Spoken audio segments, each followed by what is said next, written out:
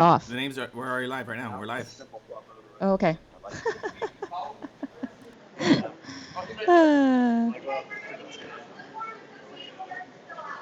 Good morning. Thanks for joining us at MMA Fighting for the UFC on ESPN 9 Woodley versus Burns official weigh-ins. And I just realized something. There's an extra F in our graphic, which is fantastic. Which is this? What kind of morning we're having?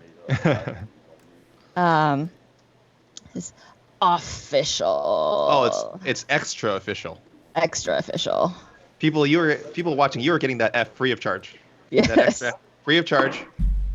Official weigh-ins.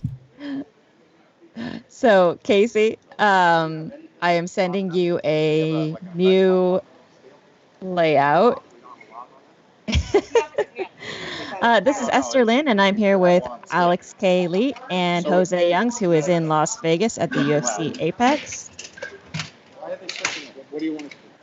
No, we had the reporting live from the official weigh-in. Yes. There's a lot of movement around here. Can you zoom in and tilt down because it's feeding back? You know what I'm saying? Once we do that, but did we not put a lob on the scale and feel? Oh yeah, I'm set. That's Tyler. I want to hear Tyler. Oh, whoops. Wrong one. I uploaded the wrong one.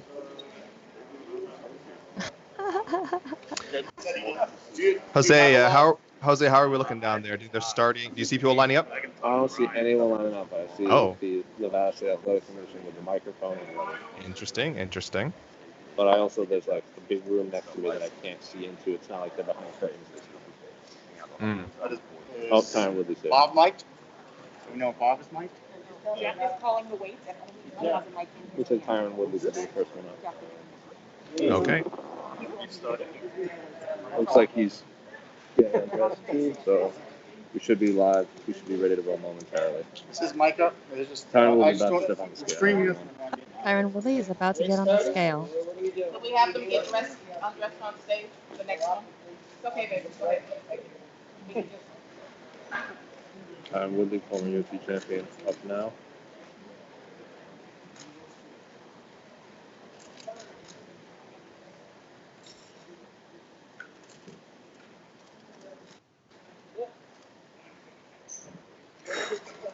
$170 and a half. 170 and a half, 170.5.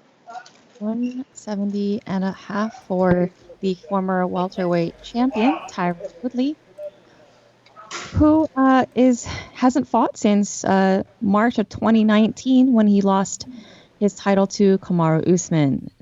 He had 2 bouts that were scheduled since, but they were canceled. So this is his first time fighting since last March. I'm glad Woodley giving himself that extra half pound to work with. You know, his first non-championship fight in a while. Why kill yourself to get down to that 170? So good for you, Woodley. Let it, relax a little bit. Consummate professional, has never really had issues making weight. Indeed. 170.5 for Tyron Woodley. He'll be fighting Gilbert Burns, who's a former lightweight, has also never had issues making weight. So fingers crossed, not expecting too much drama there, at least today, I should say.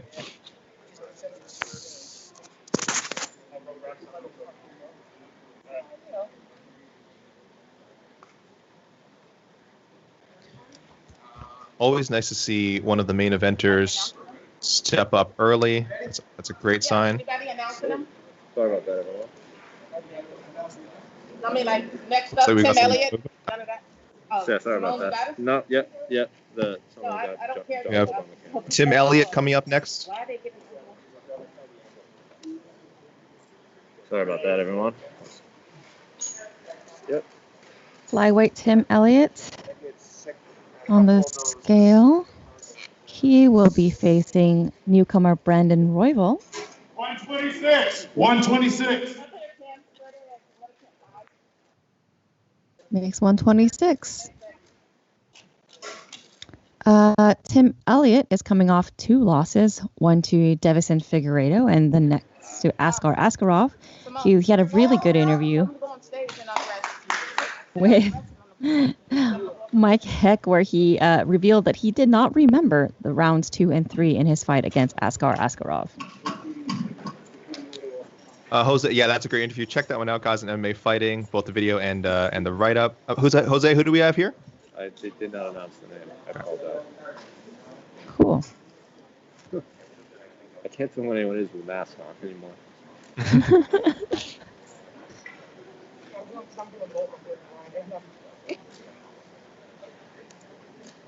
I think so. Yes. 205 and a half. 205 and a half. 205 and a half for Jamahal Hill.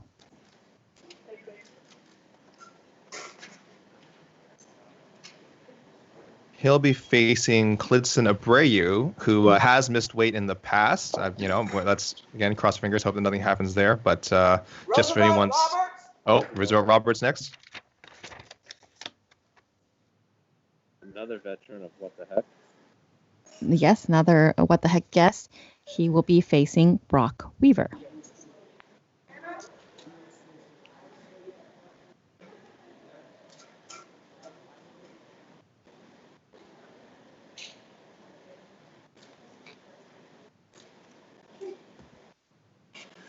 $156.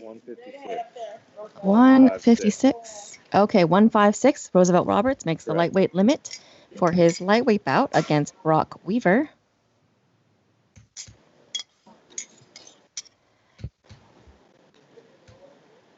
Roosevelt Roberts is coming off a win at UFC on ESPN Plus 21 over Alexander Yakovlev.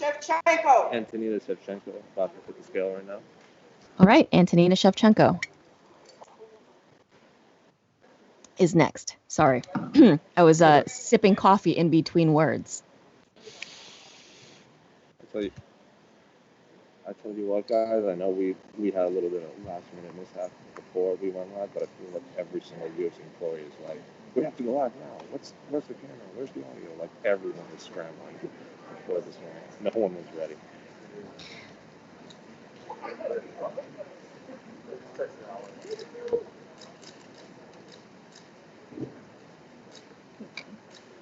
$125 and a half. 125.5. 125 and a half for Antonina Shevchenko.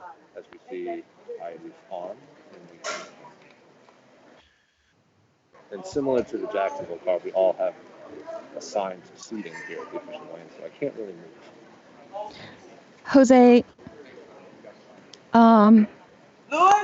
Well, okay, never mind. Smolka up next. Looks like Louis Smolka's next. we get that early rush of weigh-ins, and then eventually we'll get a nice little break.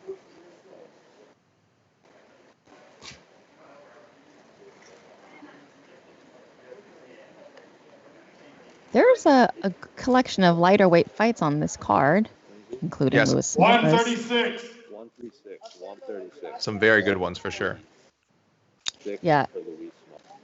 Louis Smolka is fighting Casey Kenny in a bantamweight bout, and that is going to be so good. I am really excited about that fight. I don't know if it'll be fight of the night, but I tell you what fight I am most excited for, and that is the female fighter up next, who is one of the captains of Team Jose, Hannah Shotway Cyphers. Hannah Cyphers, the quietest fighter on the roster. Cyphers takes on Mackenzie Dern off the back. Almost as quiet as Jose is right now. Gently stepping scale there. And she will be facing Mackenzie Dern. 115 and a half. 115.5. All right, 115 and a half.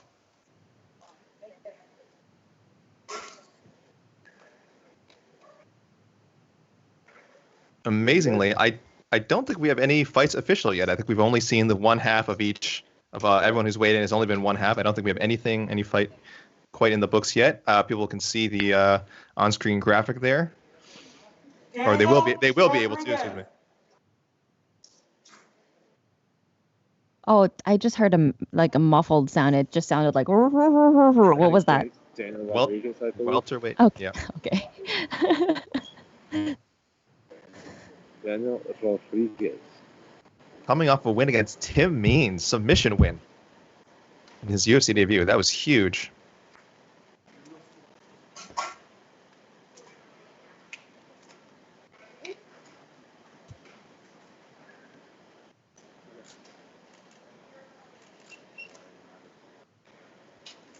One 70. 170. 170 for Daniel Rodriguez.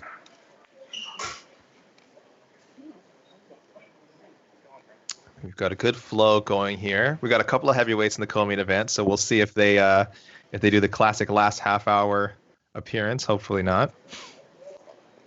Billy Quarantillo. Billy Quarantillo up next. Oh, Billy Quarantillo. Love the pronunciation, Jose. Hey, man. Gotta represent.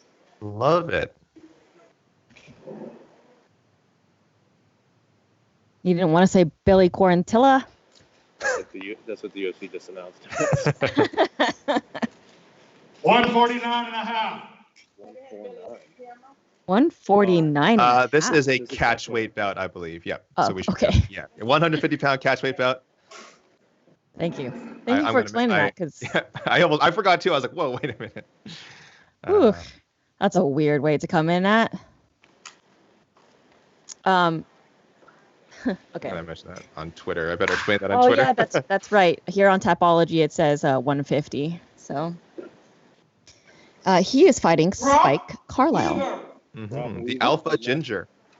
Yes. So now we've got Brock Weaver next, and this would be making one of the bouts official here. Let's see.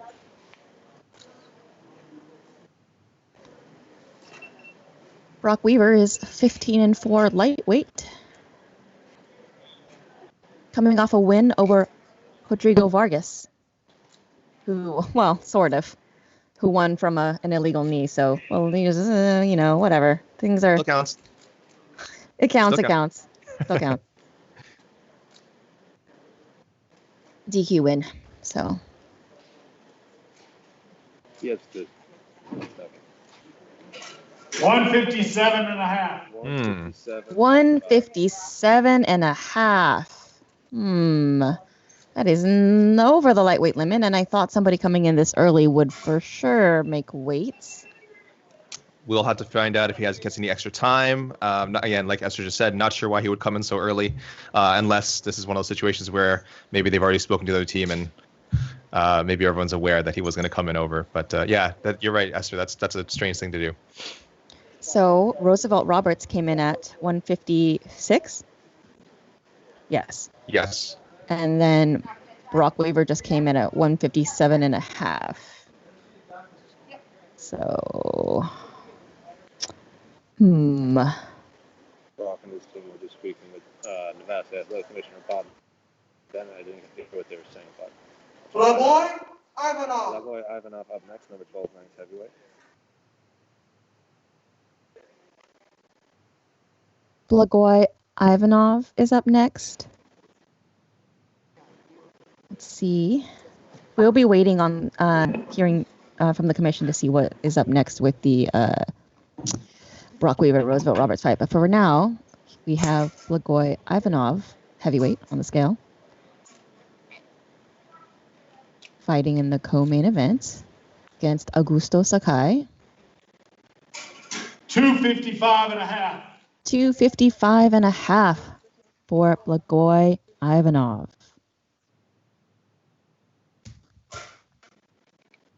Blagoy Ivanov, 255 and a half. Coming off a loss to Derek Lewis at UFC 244, Masvidal versus Diaz in New York. But he will be facing Augusto Sakai. Both guys ranked just outside the top 10, so big fight for both of them for sure.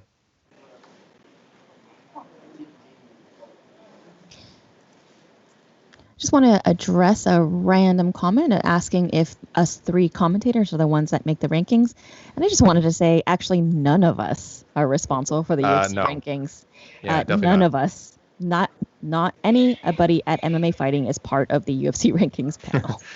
I think I don't know if you can now. You used to be able to see. They used to have the names of everyone on the rankings page. I don't know if they still do that, but yeah, they were pretty transparent about who was and wasn't involved. But yeah, no, we never have been. That's a responsibility that I certainly would not want to have. Yeah. Yep. So, let's see. Is there anyone coming up next? I don't see anyone yet. Okay, All right. I don't see anybody yet, but right now we've got Oh wait, hold on. We got Gabe Green. Gabe Oh. Green. Gabe Green. Just Gabe, eh?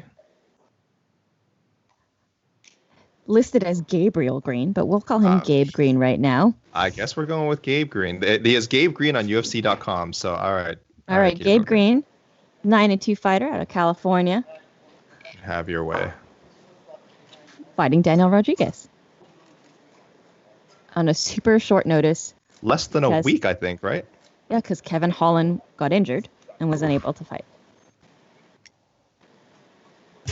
170 and a half. 170 and a half. Gabe, I shouldn't say Gabe, but Green normally competes at lightweight, so obviously good reason to bring him in on short notice. Making the welterweight limit wasn't an issue for him today, so good for him for stepping in and getting this opportunity. Still had abs. And still had abs. All right. Carlisle. Spike Carlisle is next. Yes, the other half of the catchweight bout. Let's remember this will be so around. He just has to make 150.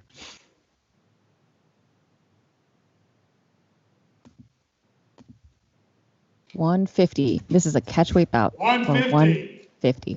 Oh, and he makes exactly 150. Catchweight championship weight. Way to go, Spike. Right on point. Well, I wanted to answer Tom Syverson's question. Is the order they weigh in just to up to whomever is ready? Yes. So for the official weigh-ins, the way this works is fighters will check in as they, are ready backstage with someone from the UFC and from the commission, get checked out by the doctors, et cetera, and then wait in line to weigh in. So Tyron Woodley being first, he probably showed up about maybe at least half an hour before the weigh-in started just to make sure he was first. And got on the scale. Now he's off. So he made weight. So yeah, let's go back and review the weights. We've got Tyron Woodley coming in at 170.5. Blagoy Ivanov at It's even up. Blagoy Ivanov at 255.5. Billy Quarantillo at 149.5 against Spike Carlisle, who just came in at 150. That is a catchweight bout at 150. Roosevelt Roberts came in at 156 for his lightweight bout against Brock Weaver, who came in over at 157.5. Mackenzie Dern has not yet weighed in, but her opponent, Hannah Cyphers, weighed in at 115.5. Antonina Shevchenko weighed in at 125.5, and we are still waiting on Caitlin Chukagian. Daniel Rodriguez came in at 170 as his opponent, Gabriel Green, newcomer to the UFC, 170.5. Both made weight. Jamal Hill came in at 205.5. Klidson Abreu has not weighed in yet. Tim Elliott came in at 126 for his flyweight fight against Brandon Royval, who hasn't showed up yet. And Casey Kenny will be fighting Louis Smolka. Louis Smolka came in at 136. And that's it for now. Yeah, we have like I said, we're waiting for most to have. So I guess our only official fights, we have the catchweight bout between Quarantillo and Spike Carlisle, Daniel Rodriguez, Gabriel Green, welterweight bout, and we did have, again, Roberts and Weaver both weigh in for a lightweight bout. Weaver came in over, so that bout is currently in discussion now, I imagine. Typically, these fights are accepted, and there would be a 20% purse in this situation, but we don't know. These things are negotiable, and we'll update you guys on that fight as soon as we can. That is on the main card, so definitely I know people want to hear about that one. I was also giving word there will be stare downs after. Okay, there will be stare downs after. Okay. Really quickly, Jose, we can't hear you that well, but I wanted to ask you if there's been any kind of difference between this weigh-in and the one in Jacksonville. Yeah, the big one is none of us are staying at the fighter hotel. All the fighters are in a completely separate hotel, so we're all left to stay where we are, which is beneficial to a lot of media here because a lot of them live in Las Vegas. I'm just right down the road, so it's not that big of a hassle. I had to go get tested yesterday. I took a coronavirus test yesterday just to be inside. Right now, there's only 3 media in the Apex. Everyone else is in a separate tent outside of the live feed, so you are watching one of the 3 live streams even available at this UFC on ESPN weigh-in. And then tomorrow, we have to go get another coronavirus test tomorrow morning at between 8 and 9, and then we have to be quarantined in the hotel until we are shuttled to the arena at 2. Mm-hmm. So we basically have to stay there for a few hours. Oh, in the hotel. I thought it was between 7 and 8. 7 and 8, I was just told. Okay, wait, you have to be quarantined from 8 till the time the fight Don't starts? want you to miss it. Yeah, right. Thank you. Heidi, UFC corrected me, saying it's between 7 and 8, and then I have to, yes, I have to be quarantined in the hotel after the coronavirus test. Are they gonna at least provide a cot? Well, they're gonna put us in a room, I think. Like, so we would each be put in a separate room in the hotel. So when you walk into the hotel, the entire hotel is there's a big sign out front that says closed for private events. And right when I walk in the door to get my test, about 5 people who's like, who are you with? Who are you with? Who are you with? You know, Okay. Just need my test. Question. Let's go. Obviously you're in the building, so the the test results came back negative, but you had to test negative, correct? Correct. In order They to be told in me- there. I When did you asked get the them- test? I took somewhere between noon and 1 yesterday. Okay, and then when did you get the results? Did not get the results. That's what I was about to say. I asked them, I go, when I get the results, they say, if you don't get an email, that means you can come. If you get an email, okay. then you can't, then you test negative. I said, okay, and I didn't get any sort of indication, which means I was cleared to go. All right. So also, I noticed all the fighters are wearing masks while weighing in. They didn't all do that in Jacksonville. Actually, very few. They all took off their mask when they got onto the scale, pretty much. So, what did you think about that? Everyone froze for a minute. I'm back. What's that? I wanted to ask about all the fighters wearing masks on the scale. Is that now a requirement? Well, we were told, I got an email from UFC PR that when I was here that we, the media, would be required to wear masks the entire time. It was like in UFC Jacksonville, like some of us would take them off, like when we were in the back, or when there would be no fighters out, and we were indicated that we would have to leave our masks on at all times. So no one told me specifically if fighters had to, but I'm assuming it's now a requirement.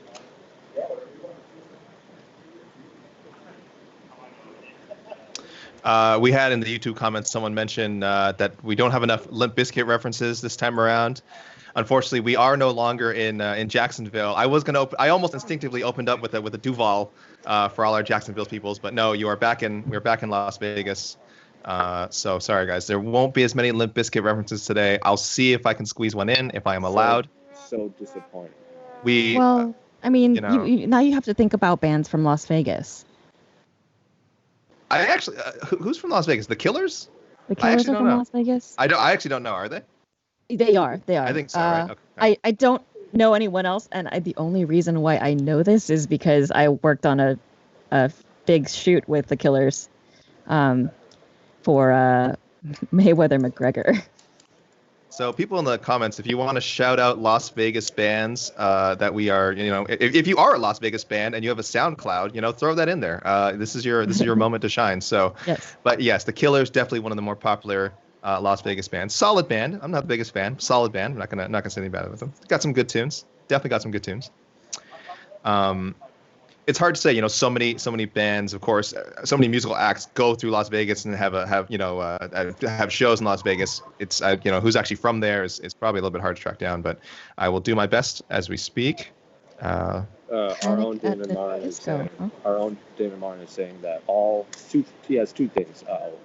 One, that all fighters are required to wear masks from Las Vegas, and Imagine Dragons is also from Las Vegas.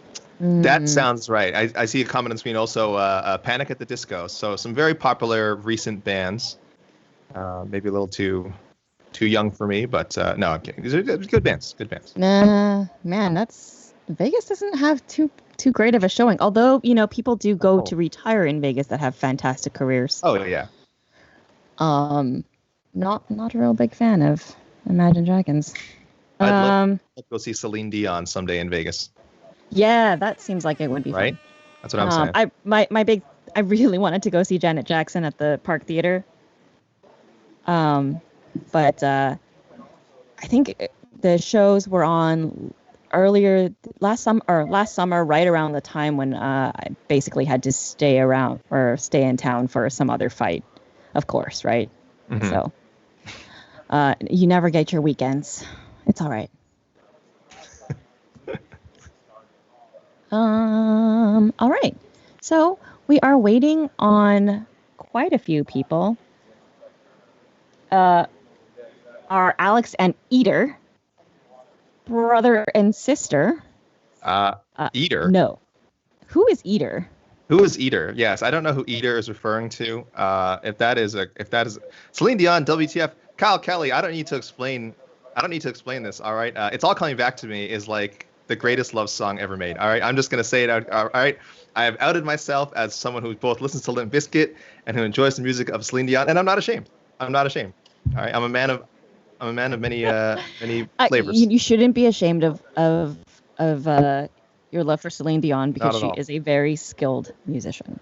Darn right. Dead Kennedys Viva Las Vegas. Yes, that is one of my favorite songs. However, so you guys can't hear Casey because he's just behind the scenes directing. He's in the truck. He's referred to as the truck now. We are going to refer to him as the truck today. And he is bullying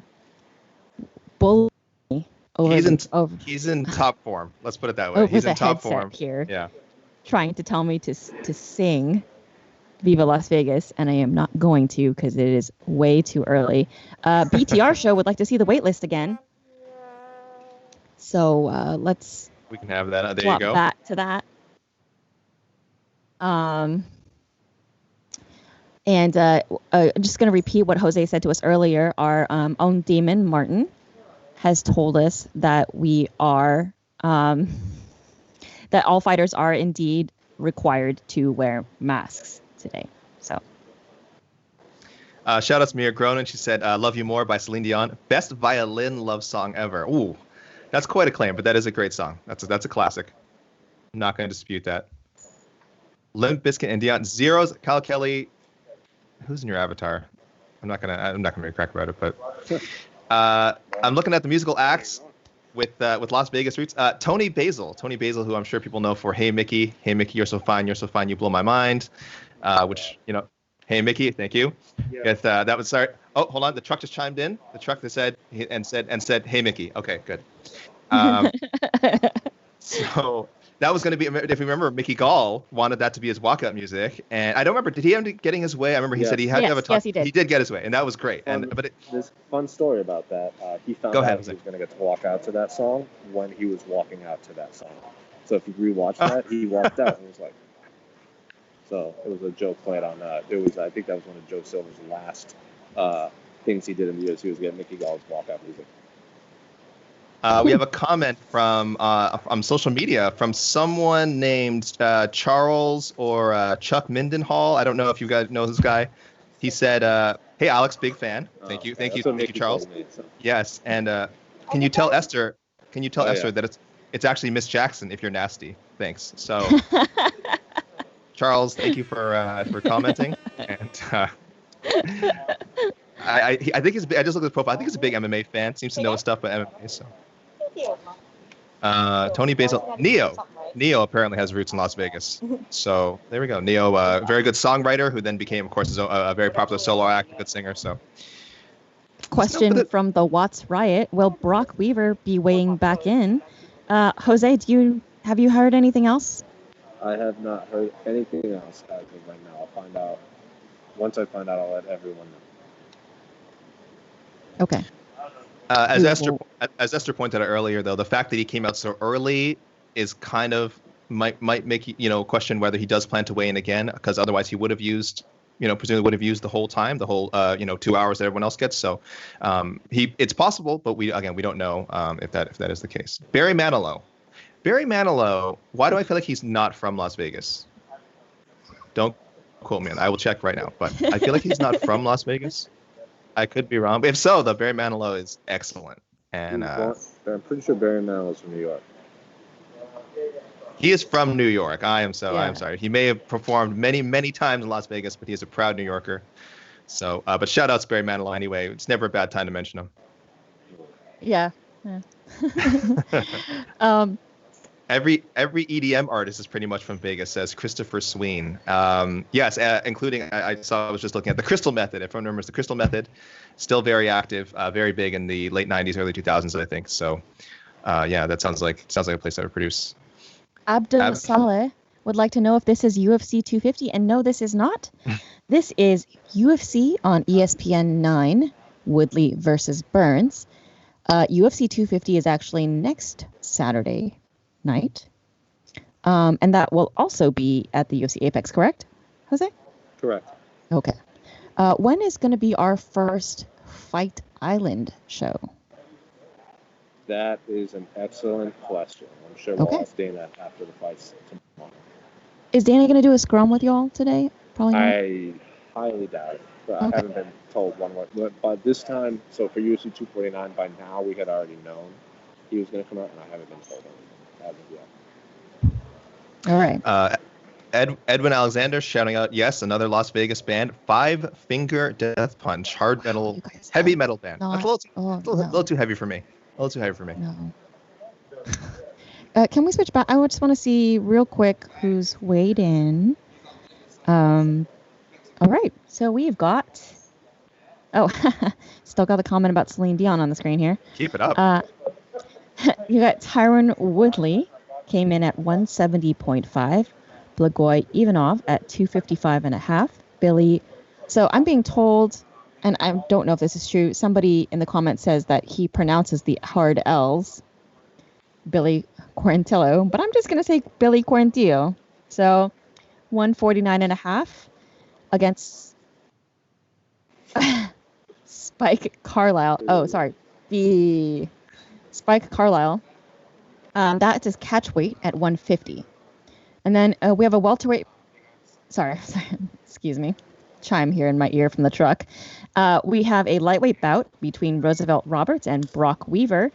Roosevelt Roberts came in at 156, but Brock Weaver missed weight, coming in at 157.5. And he came in earlier regarding whether or not he's going to weigh back in. Usually fighters who show up before the time limit and are overweight, if you come in at least half an hour before, usually like this, if you show up in the first hour, you're likely not going to keep cutting the weight.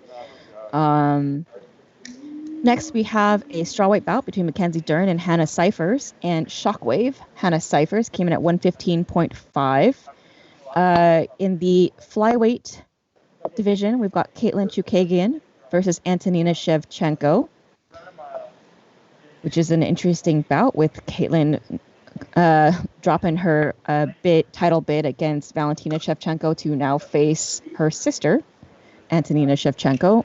Antonina came in at 125.5. Caitlin has yet to weigh in. We've got Daniel Rodriguez and Gabriel Green at the welterweight division. Daniel Rodriguez came in at 170 and Gabriel Green at 170.5. Jamal Hill in his light heavyweight bout against Klidson Abreu came in at 205.5. We are still waiting on Klidson Abreu. Tim Elliott for his flyweight bout against Brandon Royval is 126. And Casey Kenny versus Louis Smolka. Louis Smolka came in at 136. On Casey Kenny. And we have not yet seen Chris Gutierrez or Vince Morales. Oh, the truck just gave Brock Weaver's weigh in the red text of shame. So he's not going to win. That is harsh. All right, truck, that was guys, uncalled for. I got an update on the Brock Weaver fight. Okay. The fight between Roosevelt Roberts and Brock Weaver is a go. Brock Weaver will give Roosevelt Roberts 20% of his price. But it is official. Brock Weaver will not weigh in again. And with that, Gilbert Burns about to hit the scale. All right. We got Gilbert Burns about to jump on the scale here. Next to the scale, the main Gilbert event. Burns.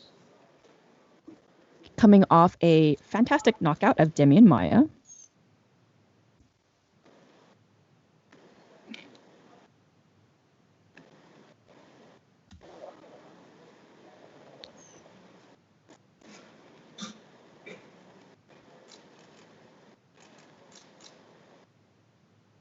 Wearing the Brazilian flag on his face.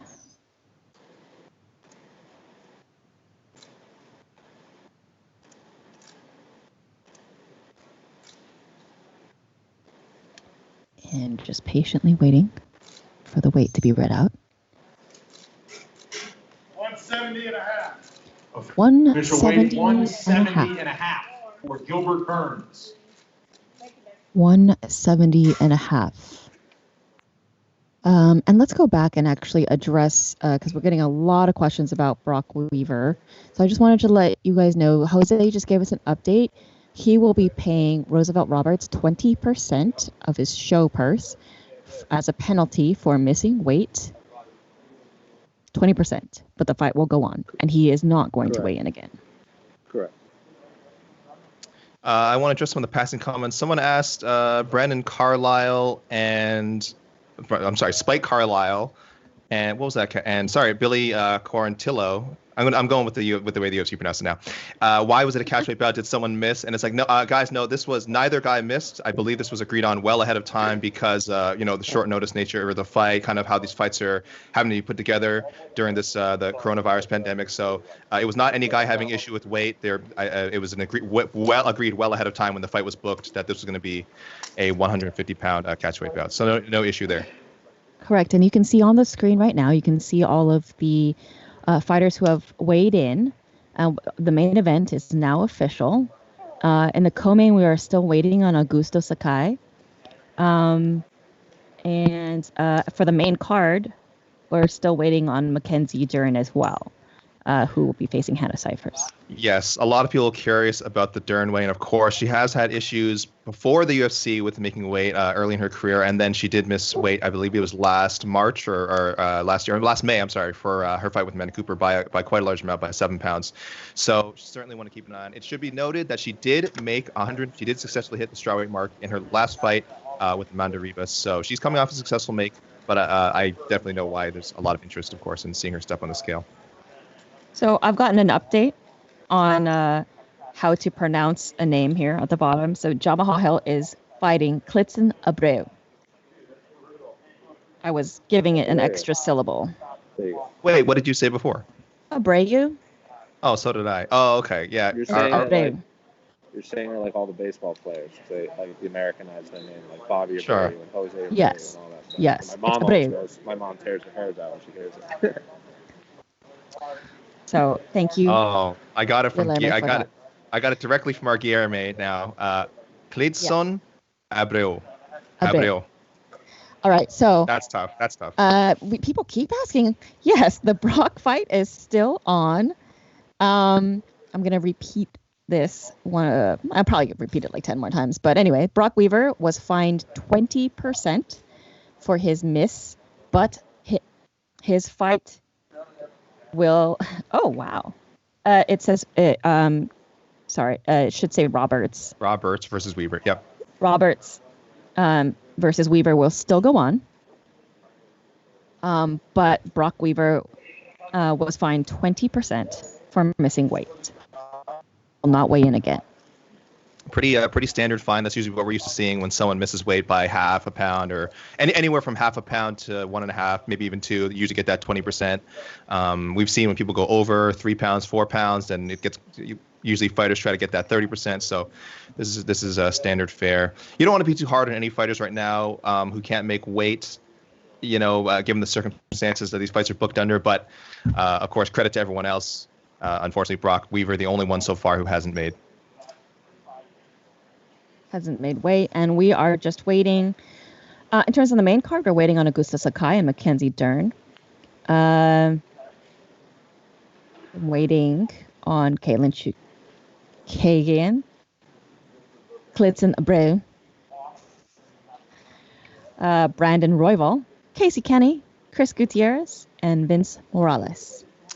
Caitlin Chukagian headlining the preliminary portion of the card. The number 2 ranked fight at 125 pounds. I know it's not the deepest division, but it always kind of weird to see a top 3 ranked contender put on the preliminary spot. I know there's such a thing as the preliminary headliner, but I do feel like it's a little bit strange to go from the main event of a pay-per-view. Oh, it wasn't a pay-per-view, was it? Shevchenko. Looks like Chukagian. someone is going to be walking out soon. It was, but to go from the main event to definitely to a prelims is always co-main event. Thank you. To the prelims is always strange to me. I guess you could count her as the main event of the prelims. Yeah, I mean that's how that's how they like to sell it. So the truck is telling me to stop it. All right. Jose, we see movement. You said there's someone else coming up? I don't see anyone. Okay. All right, just checking. Yeah, only a handful left to weigh in. So pretty standard. You know, we had that initial rush, and now we're left with about looks like eight fighters left to weigh in. Again, other than Mackenzie Dern. Oh, I shouldn't say that. We said Mackenzie Dern. We mentioned her history of issues with the scale, and I'm just going to say this because I want to say his name again. Cledson Abreu. He also missed weight, I think, for his debut, if I'm correct. He missed weight, but otherwise has not had issues with making weight. So just if anyone knows if there's any history to some of these fighters, yes, there is a little bit for sure. But again, let's cross our fingers and hope everyone's on point here. What is the request? Oh, get estrogen Copacabana. No. Somebody Esther asked. is not going to sing for you. All right, that is not unless she wants to. But I do not believe she's taking requests today. No, I'm not taking requests. I mean, normally I do feel a little musical, but it is pretty early. Although not as early as the Jacksonville cards. So the Jacksonville cards, I got up to do the weigh-ins. And for us here was at I woke up at 5 a.m. to make sure that the broadcast would be ready. So, I mean, at least it's the Pacific time zone. So I could get up at a normal hour, just at 6 a.m. DJ Tony. 5-finger death punch. No. So that's the second time someone's brought that up. Yes. And I disagree with you, DJ Tony. They might be the best ever metal band from Las Vegas, but I don't think so. Tell him, Esther. Who is? I don't know who's from Las Vegas, but I okay. don't like 5-finger death punch. Oh my goodness. Apologies.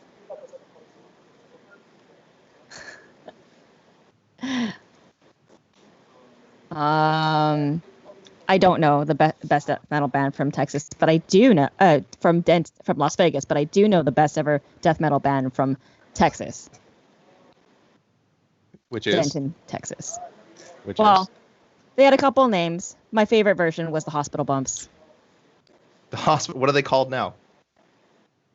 They don't exist anymore. Oh. Caitlin Chukagian back with the scale. Okay. I have another 5-finger death punch note after this weigh-in. No. Yeah, wow. Your homework is to listen to good music between this and now and next. You soiled my ears with your Limp Bizkit tomfoolery, and now you're soiling my ears again with your 5-finger death punch jargon. Next to the scale, Caitlin Chukagian. Caitlin Chukagian will beat you up. Caitlin Chukagian. I bet it's 5-finger death punch. Those words have never been used to describe anyone. Oh, well, this is a good surprise. Actually, I didn't realize this. Jenny Lewis was born in Las Vegas. From Stars? No, not Stars. Stars? No, Rilo Kiley. Rilo Kiley? Okay, Rilo Kiley. Oh, sorry. Focus on the scale. Oh, sorry. Oh, we're getting a note from the truck. Focus on the scale. Okay. 126. 126. Official weight 126 for Caitlin Chukagian. So we got 126 for Caitlin Chukagian. That makes that flyweight bout official against Antonina Shevchenko. So Caitlin Chukagian, 126. Antonina Shevchenko came in earlier at 125.5. Back-to-back fights with the Shevchenko sisters. Mm-hmm. That's a tough draw for anyone. But Chukagian, definitely the kind of person who's not going to say no to any fight. So she's probably looking forward to getting a kind of a weird measure of revenge by beating Valentina Shevchenko's older sister. But either way, that's tough. That's tough back-to-back fights for anyone. Oh, hold on. I'm getting a note from the truck. Go ahead, truck. Okay. The truck says she did turn down a fight. Thanks, truck. Okay.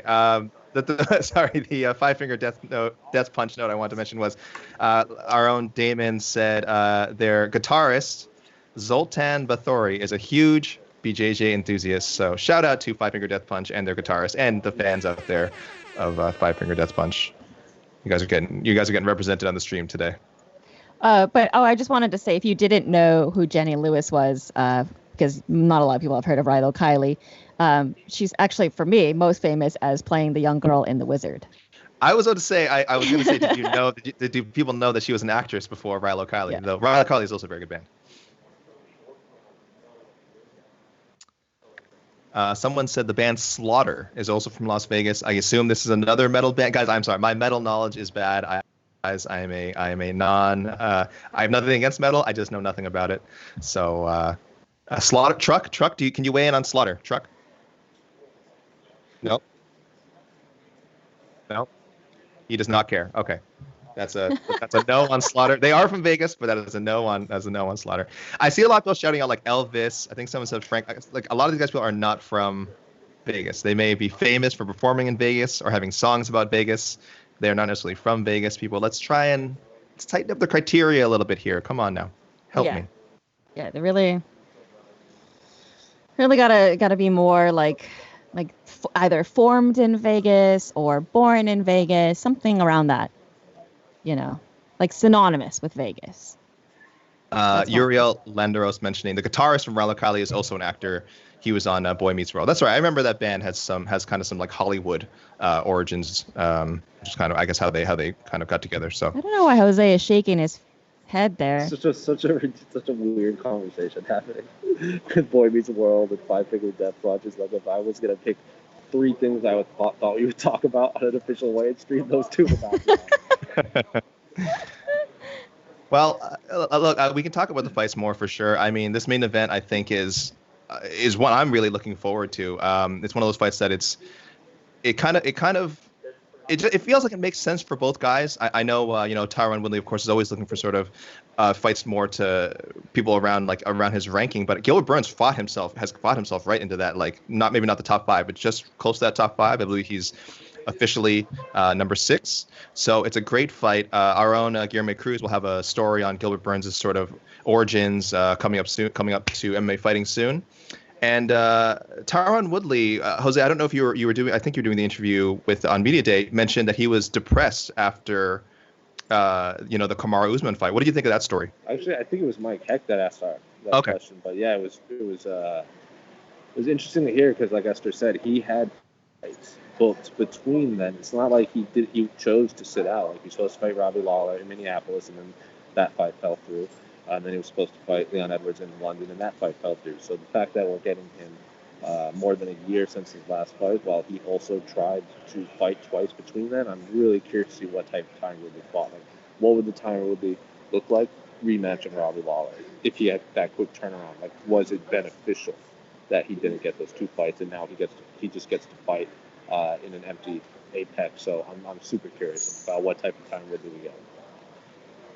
Looks like we have Augusto Sakai, but I can't tell with the mask. Oh, Niklaus Christensen says Goat Lord is from Vegas, maybe? Is that a band? Is that a bound? Oh, they put the Wikipedia link in there and everything. Oh, I respect that. Thank you. Oh, thank you. I love the Wikipedia description. Next to the scale, Extreme metal band. Augusto Sakai.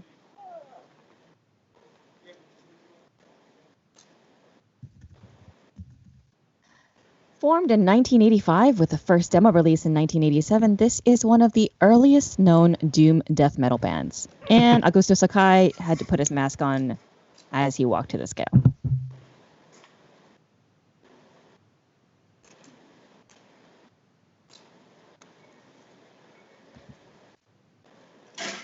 $259.5. 259 and a half. 259 and a half, the official weight for Augusto Sakai.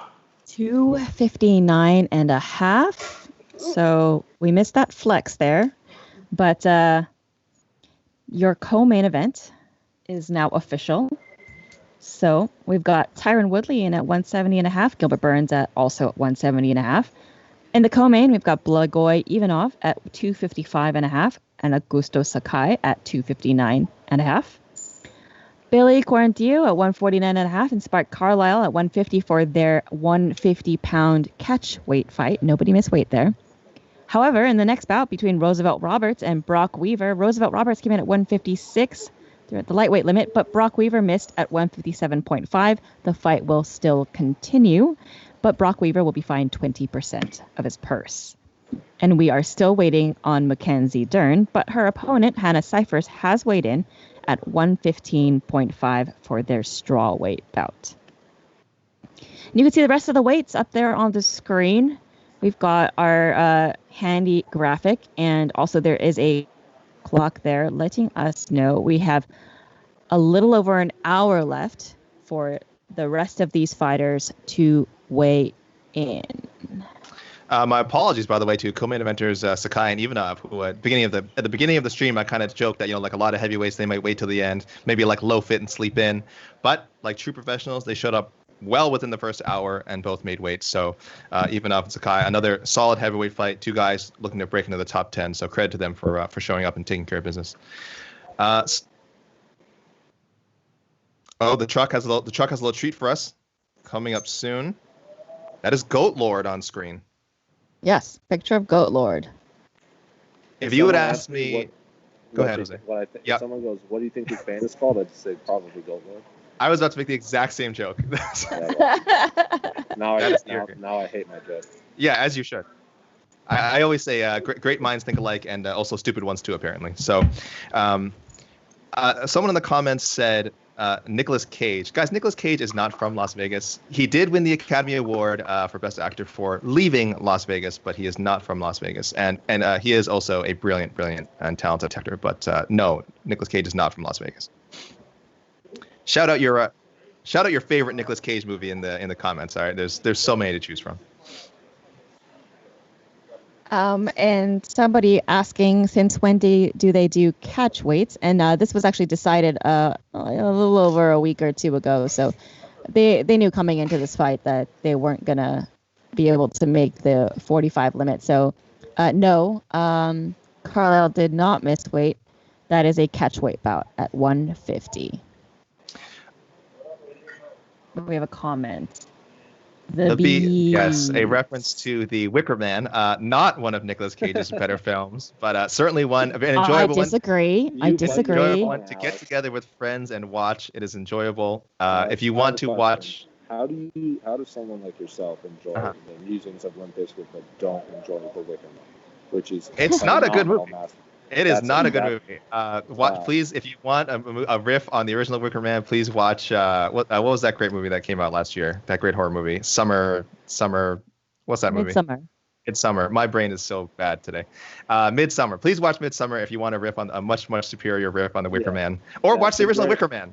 Both are great. If you want to watch Nicolas Cage dressed as a bear punch a little girl, then watch yeah, Wicker Man has other qualities. It does. It doesn't have to be, that kind of art. It is a different kind of art. That is the nice way to put it. It has other qualities. I agree. If you people have never seen, go ahead, Esther. I was gonna say another one of my favorite Nicolas Cage movies. It's Mandy. Also, yeah. Whoa, man, that's an intense movie. Definitely check out Mandy if you guys haven't seen it. It came out last year, I think, right? 2 years ago, I think. 2 years ago? Yes. Psychedelic horror? Is that how you would describe it? Sure. That's how I would describe it. I'm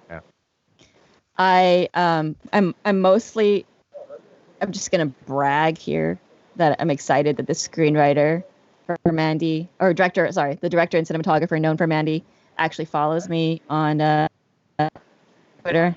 Aaron Stewart on. Shout out to Aaron Stewart on for making such a beautiful film. It's a great looking movie. Yeah, if you haven't seen Manny, check it out. I love a lot of Nick Cage movies. I'll tell people, if you have not seen the movie, and it has like the worst title in history, Bad Lieutenant, Port of Call, New Orleans. It is. I think it's one of the best movies of the last like 20 years. It is insanely good. But I know a lot of people didn't see it because one, it was kind of during this Nick Cage slump, and also it's again, horrible title, horrible title. So Bad Lieutenant with Nick Cage, check that out. Has nothing to do really with the original Bad Lieutenant at all. If you're a fan of that movie, it's just the title. So. All right. So there we go. We are still waiting on. Next to the scale, Brandon Royval. All right. You were about to say Brandon Royval. Royval, who Mike Heck also interviewed. So if you would like to know more about Brandon Royval, check out our interview with him. 125 and a half. Official weight 125 and a half for Brandon Royval. All right. 125 and a half for Brandon Royval, who will be facing Tim Elliott. A lot of people excited about Royval. He won a vacant LFA flyweight title in his last fight before being signed by the UFC. LFA, of course, winning a title there pretty much almost guarantees you're going to get a contract with the UFC. So he took that step up.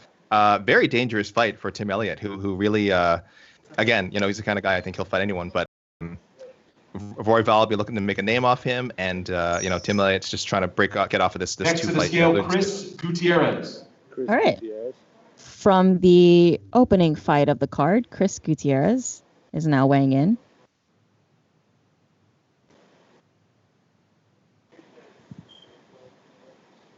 I was kind of curious why people come up to the scale in socks, but it must be kind of cold back there.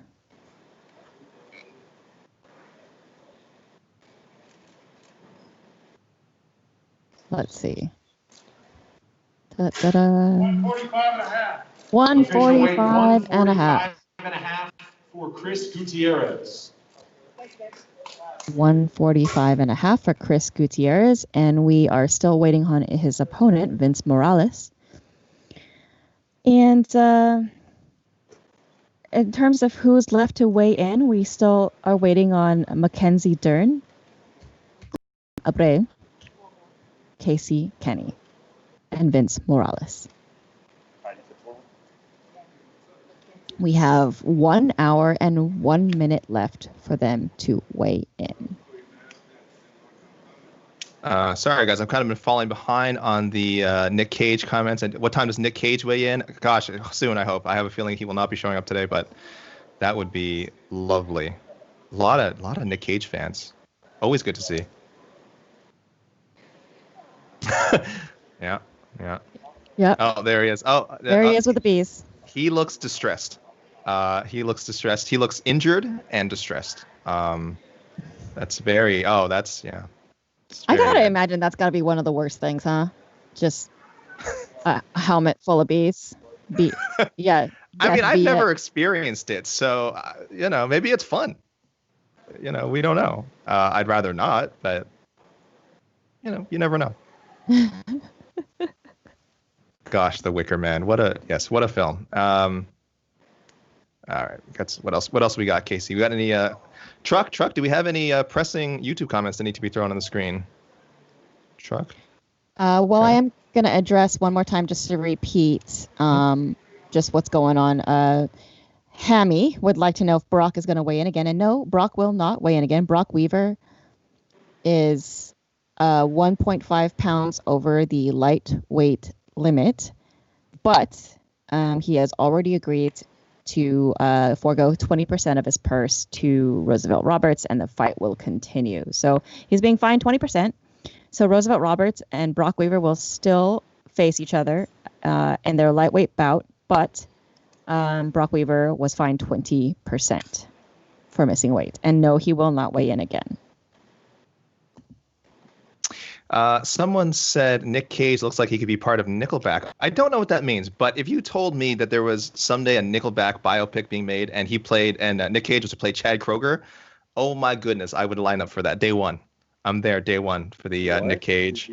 What did you just say? The Nick Cage, Nickelback, Chad Kroeger No, biopic. no, thank you. No, thank you. I'm going to answer this question from Tom Syverson. What movie should I watch today? Midsummer was one of my favorites. Have you seen Hereditary? It's a family drama. It is a family. Yep, wholesome. Hereditary. If you would like to see another one of Ari Aster's films, it's fantastic. Yeah, he's great. I just watched an Irish one starring Imogen Poots and Jesse Eisenberg. That was really good. Wow. And the only reason I know it because one of the little girls there's only like 2 or 3 characters in the show, but there's a very small child at the very beginning whose name is Molly McCann. Like the actress whose name is Molly McCann. And for whatever reason, someone synced Molly McCann's Wikipedia page, the UFC fighter, with this little girl. So it says UFC flyweight Molly McCann stars in this movie. And I was like, I have to see this movie. Oh, no. And then I watched it, and like she didn't show up. Vivarium? Is that what you're talking about? Vivarium, yes. 10 out of 10. I love that movie. That's okay. If you liked Get Out and Us and all those like mind-bending horror movies, I was a big fan. All right. Well, I will maybe check it out. Talking about Imogen Poots, my favorite film that she's in is Green Room. Yes. Oh my God, that movie's so good. Yeah, that is my favorite film of hers. So, all right, another comment. The Green Room, yes. There you go. Green Room, such a good movie. Yeah, watch that. If you haven't seen it, watch it. Why are we talking about movies? Because movies are friggin' awesome. That's why we're talking about movies. Of course, we do want to talk more about the fights, but look, we just got to give the people what they want. And people want to talk about Nick Cage. They want to talk about Limp Bizkit. That wasn't me. I didn't bring that up. Someone in the comments brought that up. Sure. But fans on YouTube, tell us what fights are you guys really looking forward to? What fights or fighters? What match you're looking forward to? We're kind of getting back to some semblance of a regular UFC schedule. So obviously things are not quote unquote normal. There's certainly protocols different. We saw earlier this week the Nevada State Athletic Commission kind of reveal their plans for protocol with combat sports resuming in the state, and it's pretty extensive. So. Things are different now for sure, but they're doing what they can to get things back to normal. People were asking about UFC 250 earlier. That will again also be in Las Vegas next week. Also the UFC Apex. So I wonder, are people excited about the UFC Apex shows? Again, essentially getting UFC cards, but with the feel of like Contender Series. So that's something to think about, guys. I'm just gonna go back and with 0 fans, yes, because at least in the Contender Series you're allowed to bring your family and some friends. It's going to go back to, someone says Blue Ruin is better than the Green Room. One, it's just Green Room, not the Green Room. It's also not Blue Room. What? It's not, did you say Blue Room is better than Green Room? Yeah. That the movie is, so the director of Green Room had this like color series going. It wasn't a direct sequel or prequel, it was just, he was trying to make all these crazy horror movies. With color themes, and it was called Blue Ruin, which came out 2 years before Green Room. Yes. It's also I don't know which one I like better. They're both. I don't actually. They're both great. I actually don't. They are different films, and they have obviously similar themes, but they're both wonderful, and you should watch them both. I see someone asking, what are our predictions for Aldo versus Jan? What do you guys? Well, I mean, of course, what do you guys think of the matchup? I'm sure it's been much discussed already. And who do you think will win? You didn't read the rest of it. Oh. The rest of the comment is, yeah. What are your predictions for Aldo versus Jan? Even though I hate the fight. So, yes. But question. So, do you like the fight? Do you actually think that this is a good bout? I mean, on paper, the matchup is fine. If you're just speaking without context, if someone said, "Do you want to see, Petr Yan fight Jose Aldo?" Yeah, of course. Both guys super entertaining, great fighters. I'd love to see it, but it really is hard for me to ignore how many promising bantamweights are being left out in the cold like this. And I know people say, you have that name has to sell name value. If it's for Fight Island, then you need to have an international fighter on there. I understand that, but at the same time, I don't think they realize how much it hurts the name value of guys like Aljamain Sterling and Corey Sandhagen. To every time they're passed over for one of these opportunities, people notice that.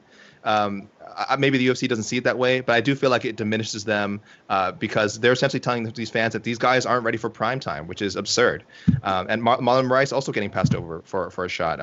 So I don't like how this looks long term. The fight itself should be fine. I'm not going to complain about that, but I hate what this does for some of the other guys in the division. Yeah, and also name value.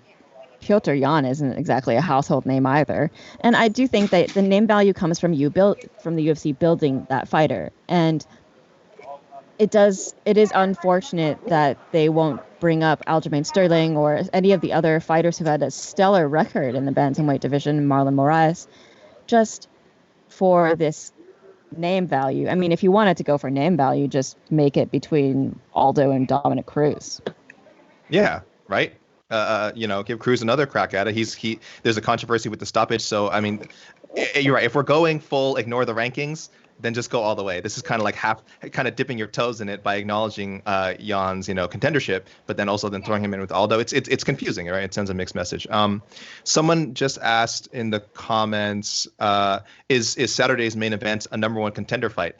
And I only bring that up because we're having this discussion about Aldo and Jan. What is a number one contenders fight in the UFC these days? There kind of is no such thing. So I mean, could the winner of Saturday's fight be worthy of a title shot? 100%, of course. Will they get a title shot or be guaranteed it? I don't. It's laughable. No. The times that we've heard Dana White say this is going to be for the title or this is who gets next and blah, blah, blah. A lot of that stuff gets rolled back depending on how the fight goes. So, nothing really guarantees you that shot. No matter what they say, that will change. So, I mean, it should be a number one contender fight. But what about Leon Edwards? What about Masvidal? Will Mama Woodley be there? I don't know. We're not there. So I don't think so, though. No families are allowed in the UFC Apex. No families. Media is allowed inside the UFC Apex. Correct. Not even media will be allowed inside the UFC Apex. And actually, I just wanted to address this comment from Roman, who says this card sucks. Just wanted to remind people that this is a fight night, not a pay-per-view. It is UFC on ESPN 9. Tyron Woodley versus Gilbert Burns. And a lot of times I think we maybe, and this kind of Jessica I and Cynthia Calvillo also got this criticism, and I'm just starting to not quite understand it, which is there are different levels of cards. There are pay-per-views and there are fight nights, and there needs to be both. We can't all be spending $70 every weekend on a pay-per-view. But fighters need fights. Fighters need to build their records. They need to have televised fights where fans can see their performances. So I'm okay with cards like this. And also, I don't think it's that weak of a card. It's actually a pretty exciting card. I think it's kind of like there's a lot of really good hardcore fan favorites, especially with, a flyweight and bantamweight bouts on it. Like Tim Elliott versus Brandon Royval is going to be great. Casey Kenny versus Louis Smolka will probably be a really fun fight. And I hope people tune in early for these fights because these will be great. Yeah, I would never tell fans, not to necessarily not be critical. Of course, you can, it's fair to judge the quality of a card. But kind of like Esther's saying is, look, no one is asking you to watch all 6 or 7 hours of a card. If there's certain fights you like in a card, just tune in then, because more often than not, these cards have at least, these quote unquote cards that people don't really, aren't excited about, at least have 2 or 3 fights that are worth watching. So, I think you kind of have to temper your expectations, kind of control how you watch these cards. If you're hardcore, watch the whole thing for sure. Sit down with and have a nice snack and watch the whole thing. But if you are of that such and such card sucks mentality, watch the main event, watch the co-main event, watch one of the prelims that you're really excited about. So that kind of negativity is I don't know. It's kind of, it's not the worst thing in the world, but it feels unnecessary, right? Well, I mean, you feel free to complain about the card. That's fine. I just letting you know that, just in general, it's not super fair because this wasn't meant to be. This is not supposed to be a stacked pay-per-view card, you know. And Brett would like to know if we're going to be allowed access to Fight Island. I actually don't know. We are still working on that. And someone else asked whether or not the UFC would ever run shows on Fight Island at the Apex the same week, and probably not. They're gonna once they move operations, they're gonna move operations. So the idea, I think I've been hearing that July is going to be the Fight Island month, where they're going to try and run all 3 cards that month within a week of each other, I believe. So fight and week, fight and week, fight. So that will be, we don't know where it is, but that would be maybe our first experience of Fight Island. We don't yet know if they're going to allow media. We're working that out. UFC is trying to figure out if it's going to be possible for media to attend. Yes. Can you have access to a place when you don't know where it is? That is really the question that you guys should be asking right now, because there's a lot of question marks about it. So certainly we'd like to know as well, and just as much as you guys would. So Craig Martin would like to know. Go ahead. If he says that Sanhagen and Sterling should have been for the vacated belt. Yeah, I mean, that would have been a great fight. Again, we said before, look, of course, Sanhagen and Sterling are not as well known as a Jose Aldo. Okay, that's obvious. But again, you build, these guys have done a good job of building themselves up just from, again, winning their fights, which is supposed to mean something. And they're pretty good with media too. They both do a lot of interviews. Aljamain Sterling, very active on social media. So I don't know what more they can do. Yeah, there you go. He's involved with podcasts. So that's a guy who's definitely has built his own brand, or at least is trying to, very much without the help of the UFC. Corey Sandhagen is just starting to do that, but certainly he's on his way and he's making waves with his performances. So that would have been a great fight for the vacant belt, and I would have loved to see the UFC market it as this is the next generation. We're moving on. We're moving on from the Henry Cejudo era already. We're hitting the ground running with the top contenders. Instead, like we kind of mentioned before, they're half in the past with bringing out Jose Aldo, still a great fighter, but again, somewhat past his prime, and then half in the future with Petr Yan. So it's a very confusing branding. So Stephen K would like to see Petr Yan versus Nick Cage. Mm-hmm. I think anyone who, it depends what Nick Cage we're talking about here. If we're talking about like Nick Cage from Con Air, southern fried Nick Cage with the long flowing hair, I would really like his chances against Petr Yan. I believe his hands in that movie were registered weapons, so would be a great fight. Wow, you know a lot about Nicolas Cage. I'm a big Nick Cage fan. Unabashed. So let me get this straight. This is the last month or so. Mm-hmm. I've learned that you really like Limp Bizkit. I don't love Limp Bizkit. That is not true. But I love what they stand for. I love what they stand for. Alex, this MMA media, so I'm spinning it. Okay, go ahead. You love Limp Bizkit. Mm-hmm. Yes. You love Nicolas Cage. Yes. And you would like Nicolas Cage to star in a movie about Nickelback. Yes. So you just stand for everything that I oppose. Generally, I think that's and it's just naturally, I'm not even have to try. It's just kind of the way things are. Sorry, the guy asked before who raised the Yan Aldo questions. We didn't give our picks. I'm picking Yan. I don't know about you guys. I don't know, actually. It's been really difficult because I thought that I was pretty sure that there was no way that Aldo was going to make bantamweight, and then he did. I thought he looked so gross and skinny. And then also this is like a longer fight, right? This is a 5-rounder instead of a 3-rounder. I want to, and he has to drop that extra pound and actually make 135 on the dot instead of 136. And it doesn't sound like a lot, but at that weight, it is. I gotta say, maybe Yan then, because I'm still not sure how Jose plans on making that weight. Also, we still don't know where is that fight. We think it's gonna be Fight Island. We think it'll be the first Fight Island card, but we don't know. I I think they want to make this fight because they want a really big fight for the first Fight Island card. Yeah. Oh, okay. And you have a Brazilian guy and you have a Russian guy, so Yeah, it kind of justifies the whole international. Yeah.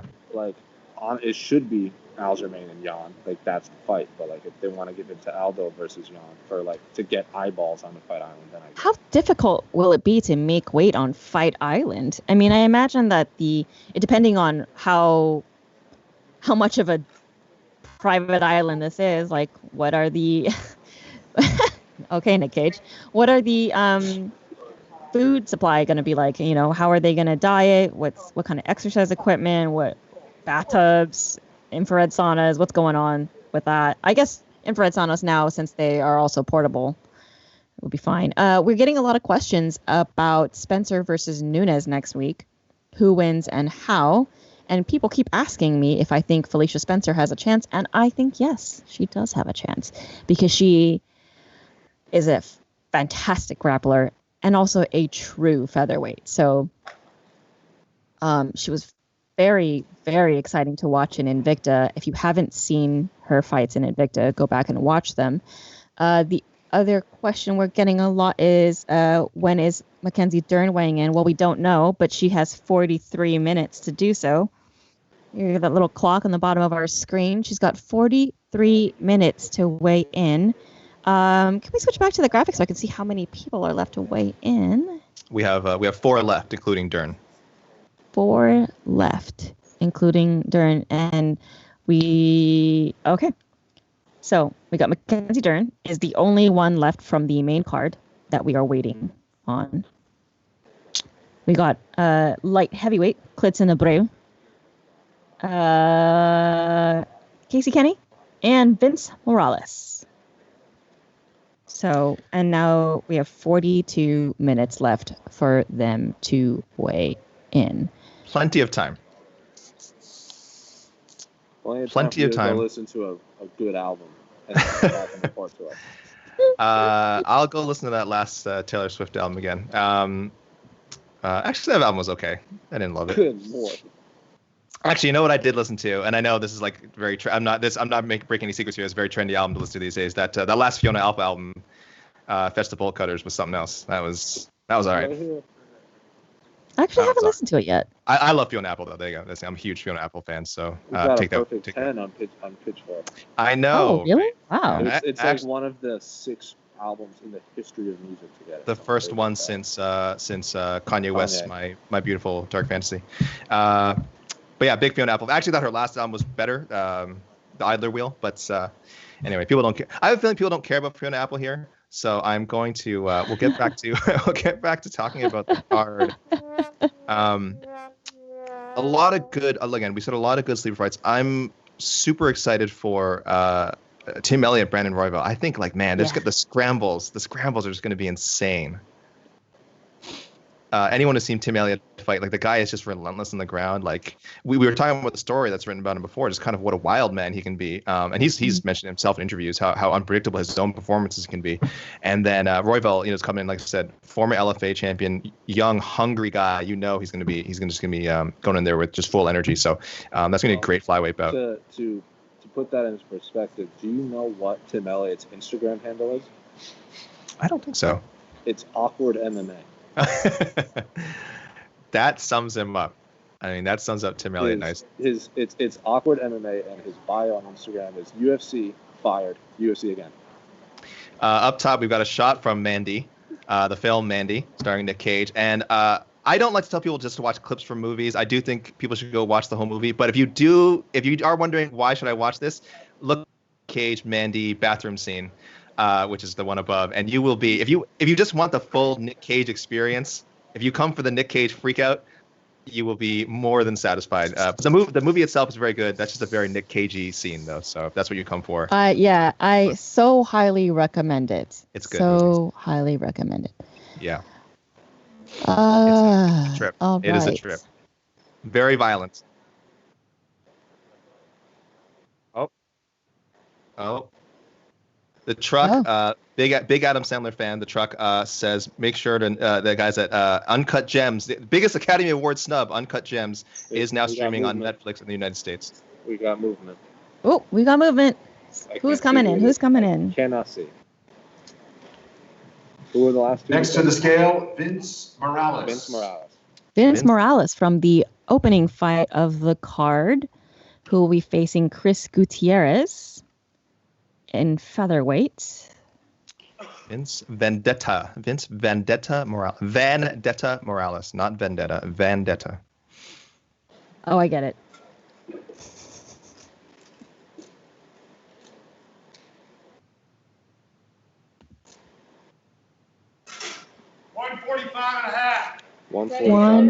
Official weight 145 and a and a half. Vince Morales.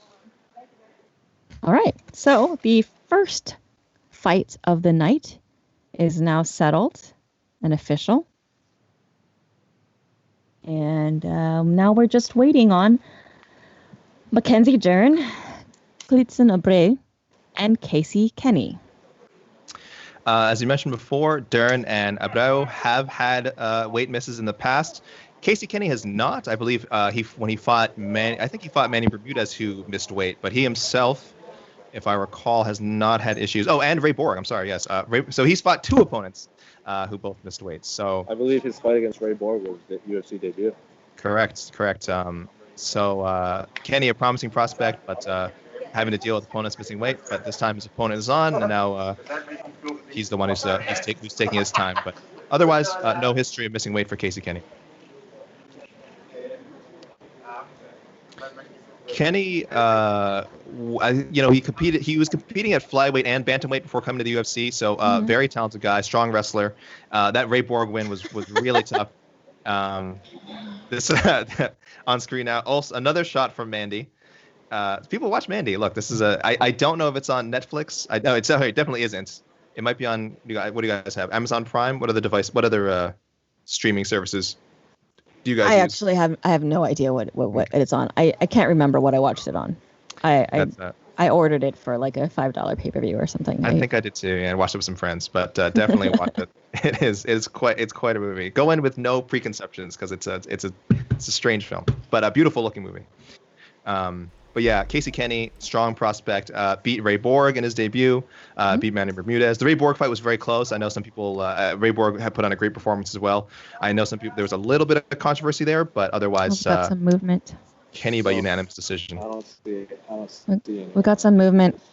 So if the truck could remove the image of Nick Cage. I think he's just fixing the scale. He's setting up the scale. Is that 1 second. a 115? I think someone might need a hoop or a towel because I'm hearing people get instructions off to the side. Okay. But I'm not 100%. Okay. You could see the first appearance of the hoop, which I have affectionately called the hoop of shame. People don't like that name, shame. but I mainly because I like saying the hoop of shame. I have no idea what they're talking about, but all the UFC employees are standing off while they're getting told instructions. I don't know what the instructions are, though. I'm sure they're trying to figure out how to hold it without I don't even know changing the weight or obstructing. I don't even know it's just the hoop. I don't even know if it was the hoop. I took my headphones off this ear, and someone is just giving UFC employees instructions on something. And then I heard hotel too, so I'm not 100% sure about what it could be about tomorrow. I'm not 100%. All right. We are only waiting on 3 more fighters. Mackenzie Dern, strawweight. I was just saying she's going to have to make 115. I just totally blanked out. But Casey Kenny has to make 135, and Klitzen Abreu has to make 205. So, just 3 more people with, what are we at now time-wise? A little over half an hour. Yeah, we got 35 minutes left. No stress. Everything's fine. Okay. The truck is really pushing Uncut Gems, which was my second favorite movie of last year. It's on Netflix. Yeah. It's on Netflix. Isn't it? Yeah. Casey. If for some reason you don't have Netflix. Oh, okay. Excuse me. Mandy is available on Amazon Prime for $1.99. Uncut Gems is actually on Netflix because it was actually a Netflix film. I like a question I just saw pop up here. Do you think UFC's roster, fighting, and coverage, this is from Antoine Hoffman, is deep enough to put on an all-women's pay-per-view? Call me crazy, but I think it is. And I think having gendered rankings is a bit regressive. Okay, so there's a few comments in there. First of all, I definitely think they could put on an all-women's pay-per-view, and I'm really surprised they haven't. Yeah. Gendered rankings make sense only because they're just they don't fight each other, so we're going by divisions. I don't necessarily agree with like overall ratings, and people are like, oh, GOAT or pound for pound or whatever. That doesn't necessarily need to be gendered. But I they don't fight each other, so I don't mind it. Is it deep enough to make an all women's pay-per-view? I mean, yes, but you would have complaints about the bottom end of the card. Why not just watch Invicta? Good point. And I see. Casey is putting up a picture of me and the star of Uncut Gems. Oh, is that Mr. Kevin Garnett? The star of my heart, more like it. Kevin Garnett has I don't say this with her, probably one of the best performances I've ever seen. And I mean, he is playing himself, but I've seen a lot of athletes and other like celebrities play themselves in movies and still come off as like strangely wooden. He did a really good job. And if you read the Uncut Gems screenplay, he actually didn't do a lot of ad-libbing. He actually stuck to the script. There's some really good ad-libs in there, but okay, I'm nerding out about scripts again. Okay, sorry guys. But to the all women's show thing, yeah, I think it'd be a great idea. But like Esther said, guys, if you're not watching Invicta cards, make sure you watch Invicta shows. I mean, they're really good. I think the Phoenix series, for anyone who doesn't know, it's this it's a one-night tournament. It's one-round fights, which are a bit weird, but it is a one-night tournament and usually crown either a number one contender or a champion, depending what the situation is. So yeah, keep up with Invicta. They're always doing exciting things.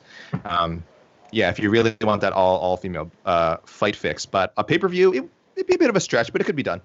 It could definitely be done. It could be done. I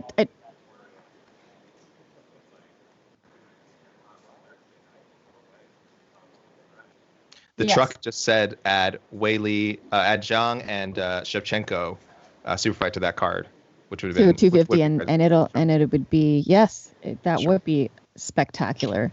Sure. Looks like some more adjustments are happening with the scale. Yeah, I would not say we're in the range yet where we need to be getting worried for any of these fighters, but we're approaching the 30-minute mark, so certainly, it's certainly worth noting that we are about to hit that period, and we still have 3 fighters to go. Yes, Dr. Glaze would like to know, with the women's featherweight title being on the line soon, how do you guys see the future of the division going? Seems like Bellator has a lock on the already shallow division, and yeah, it is actually kind of unfortunate. The talent is split up a lot for what is a fairly small division. Featherweight is a difficult division because it's not. You wouldn't say that's the average size of the the population of women in this world. But the UFC hasn't shown any kind of dedication to the featherweight division. I honestly didn't. I thought that once Cyborg lost it, they were gonna close it down when Nunes lost. When Nunes won. Oh, I can't. but Next to the scale, Klidson I am happy that Abreu. Felicia Spencer's getting her shot because she is a true featherweight. Klidson Abreu. Klidson Abreu. Abreu. The Spanish in me just comes out when I see that word. Right. All right. Klidson Abreu. Light heavyweight. We're waiting.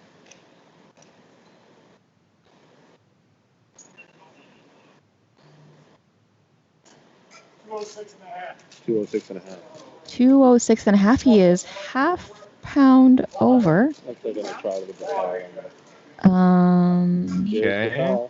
Looks like they're gonna try the hoop. Bring in the hoop, please. Oh no, a towel. They're doing the towel. Okay. What? Oh my gosh. All right. Guys. Okay. 206. 206. Official weight 206 for Klidson Abreu. I always love the Heidi's like, can you please put your underwear back on before you start flexing? Details, think it's funny. details. I think it's funny. Abreu making it till 6 with the towel. We did mention he missed weight for his UFC debut, which was a couple of fights ago against Magomed Ankalaev. So, and he came in 3 pounds over for that fight. So, 205, not an easy cut apparently for Klidson, but we will see if in the future if he gets that right. But he did make it though. 206. That fight is official. That fight with Jamal Hill is official. So now we only have 2 fighters left to weigh in with this last 28 or so minutes. We got Mackenzie Dern and Casey Kenny. And then we're just waiting on those 2. Casey Kenny's got to make bantamweight, and Mackenzie Dern has to make strawweight. And we're just waiting on them at this point. BTR show says women's 145 is underutilized by the UFC, but Cyborg did the best she could. Yes, I absolutely, totally agree. The UFC themselves did not do enough of a job dedicating to that division and bringing in talent for that division. They brought in a lot of people who were just bantamweights that didn't want to cut. And that is unfortunate. The Ultimate Fighter season that was supposed to showcase, quote unquote, it was the heavy hitter season that was showcasing heavyweights and women's featherweights.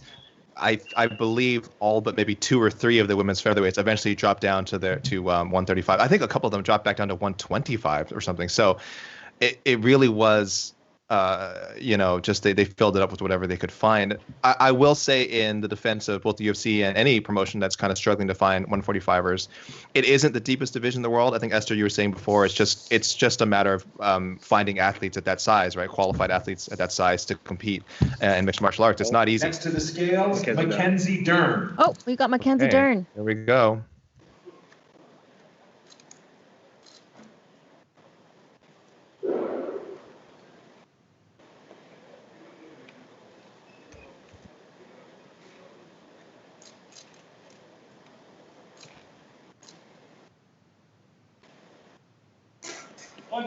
and a half. 115 and a half. 115 and a She half. made it with half for a Mackenzie pound Dern. to spare.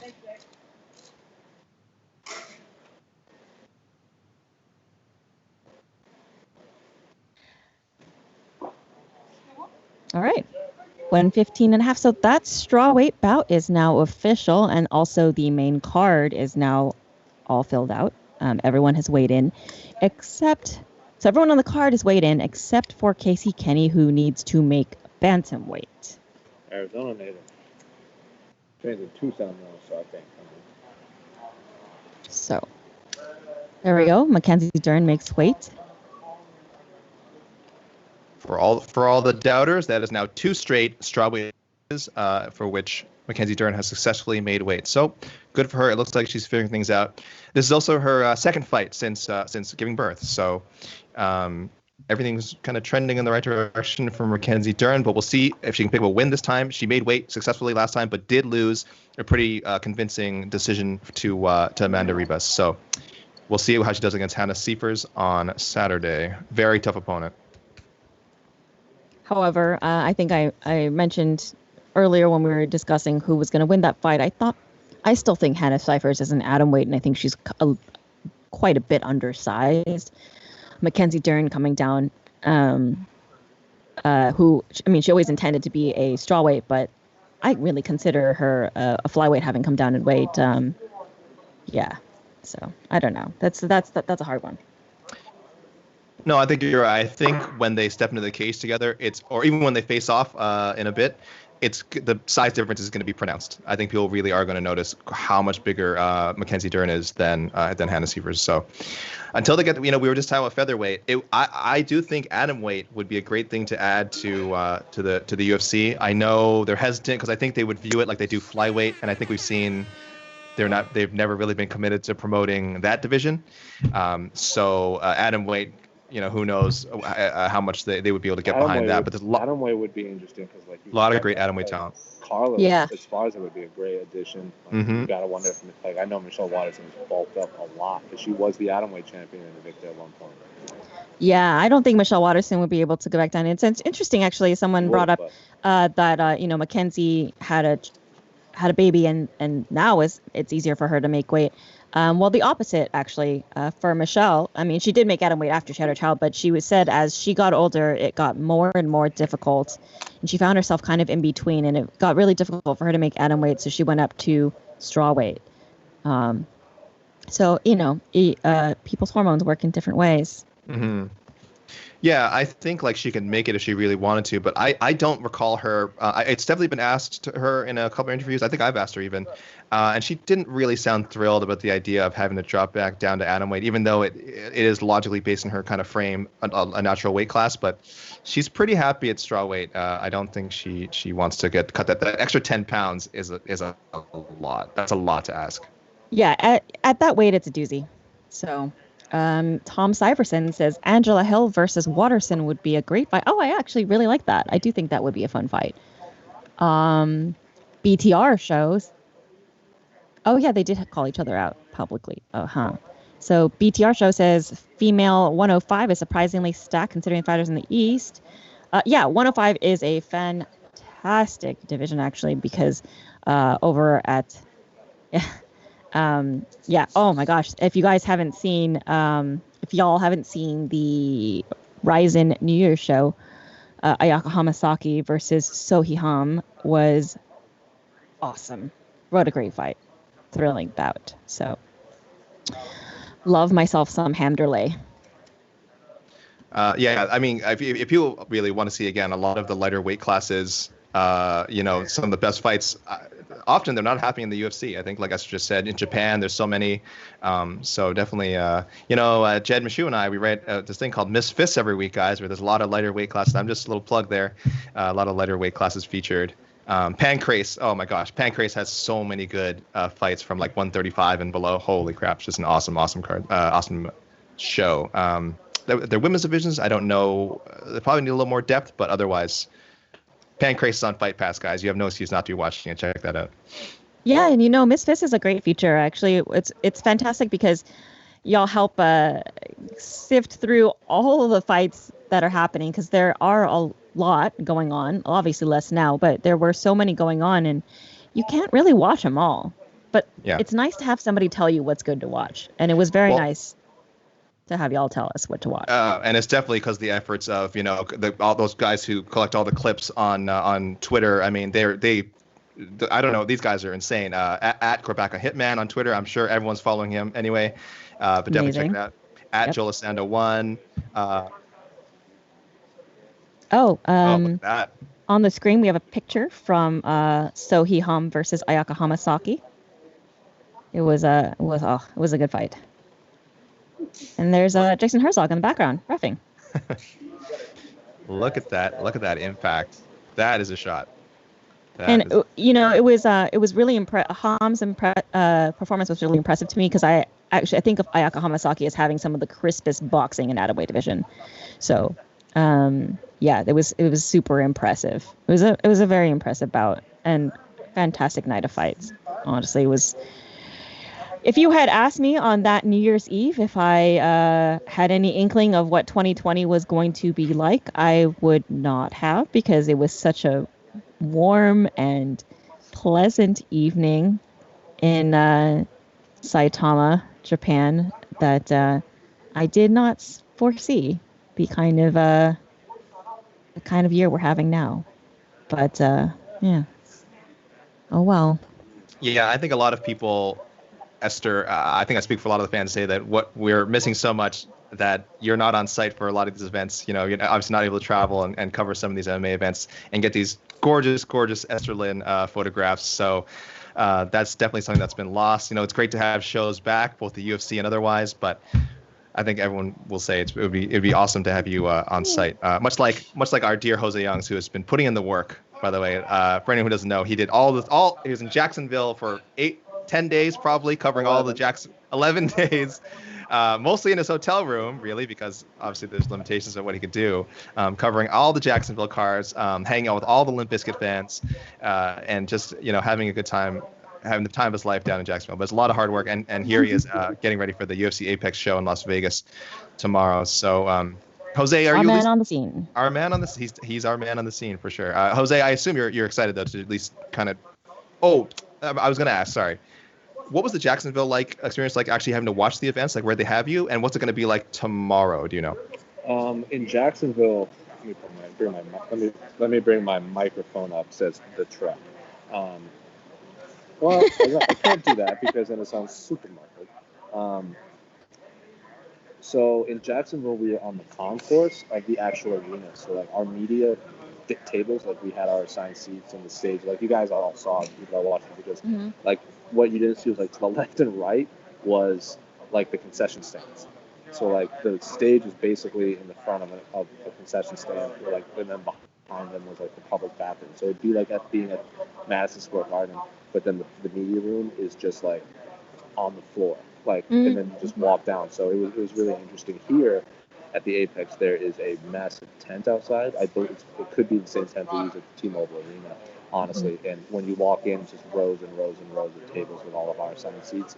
And then the stage they were setting up when I checked in. But so I don't know what it's going to look like watching, because, as I said at the beginning, there's only 3 media here. It's us, and then 2 other individuals that were also in Jacksonville. Everyone else is watching a live feed from the tent outside. So for those of you watching this, you're getting one of the 3 possible streams probably. So, you're saying you'll be in a tent outside then, so are they just going to bring the fighters back for... Yeah. Okay.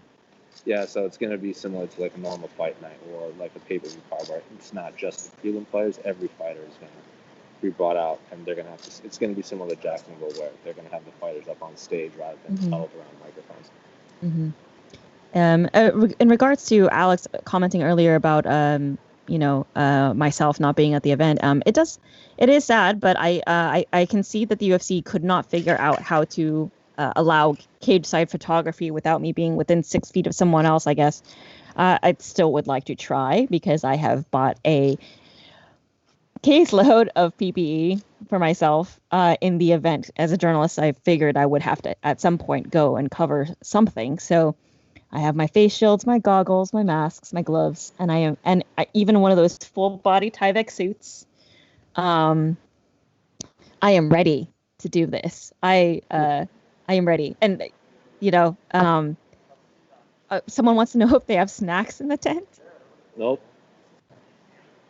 No snacks in the tent. When I was taken to the back, they were supposedly setting them up, but I did not get any.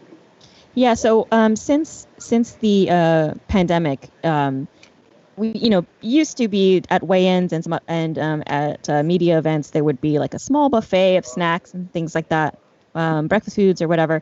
Obviously, there are no buffets of any kind, no layouts of food of any kind now post-pandemic, or we're in it.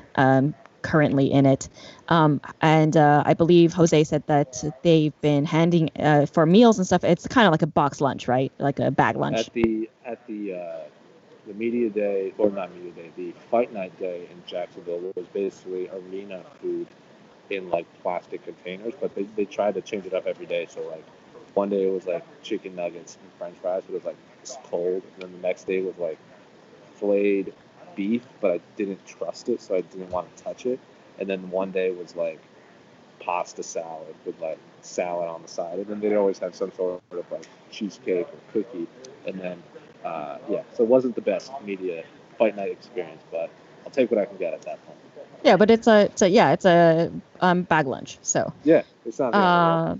And so about the where the fighters are staying.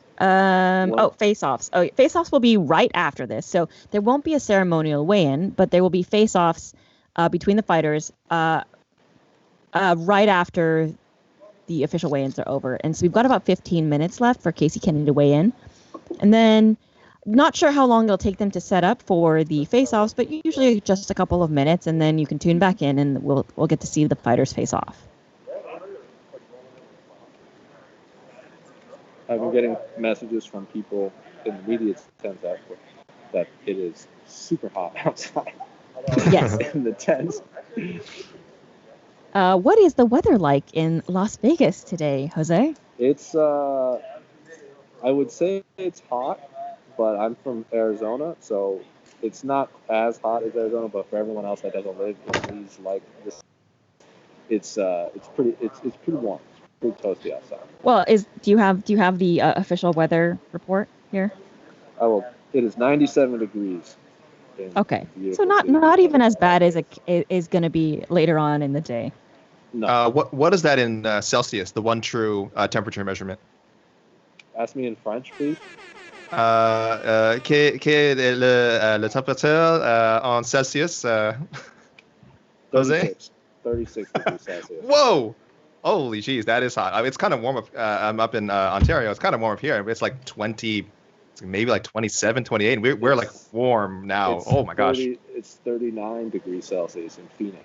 In Phoenix? Oh my god. I couldn't. Yeah. I love the heat. I would actually like to go there. I love the heat.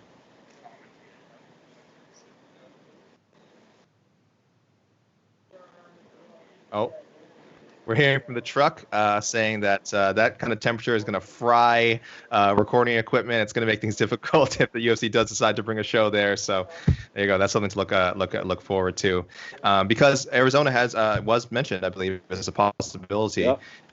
If for these cards, if they weren't able, Yeah, but luckily that would be indoors. There is nothing that happens outdoors in Arizona in the summertime, I hope.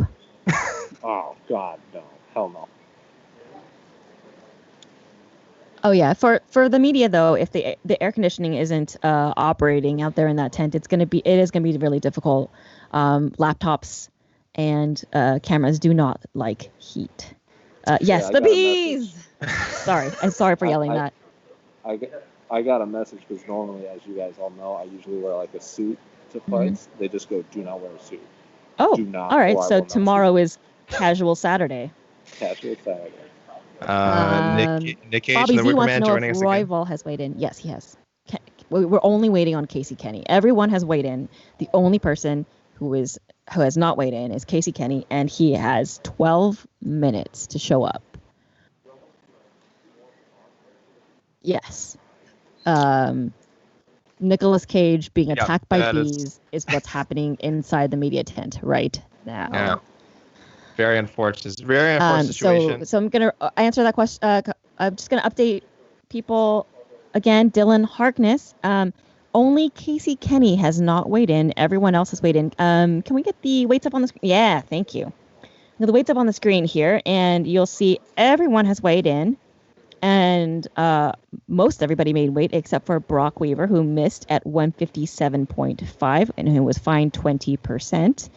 And so now we're just waiting on Casey Kenny. We've got 11 or so minutes left for him to weigh in. And I just saw someone come in and sit down. I hope that means that that's someone coming to take a picture, which means that maybe a fighter is approaching. No. Lies. I'm sorry for lying. But we're just waiting on Casey Kenny now. But Brock Weaver, again, missed weight, 157.5 against in his fight against Roosevelt Roberts. That fight will still go on, but Brock Weaver was fined 20%. So, 20%. To put it into perspective how hot it is outside, apparently, I messaged Oscar Rose, who people would recognize from various preview shows and post-fight shows and stuff. I go, how's the temperature outside? And his response was just a middle finger emoji. Oh, all right. Despite all my rage, MMA Fighting is still talking about Nicolas Cage. I love it. I sang bars? that in my head too. Bars? Reggaeton air horn? Oh, we don't have that right now, but reggaeton air horn? Just imagine it. Tim Bissell would like to remind us that water freezes at 0 Celsius and boils at 100 Celsius. And so, indeed, the true measurement. Next to the scale, Casey Kenny. Thank you, Tim. Last fighter coming in, Casey Kenny.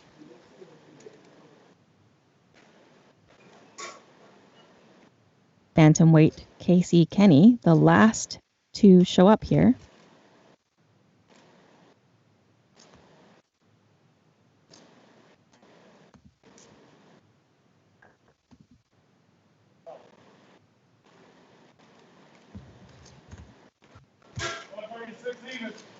Official weight 136 for Casey even. Kenny. So he came in at the same weight as Louis Smolka. And so now their bout is official, and now the whole card is official. So thanks for joining us for UFC on ESPN 9 Woodley versus Burns official weigh-ins, live from the UFC Apex Center in Las Vegas. Now everyone has weighed in. Everyone on the card has weighed in. There was only one weight miss, and that was Brock Weaver, who came in at 157.5.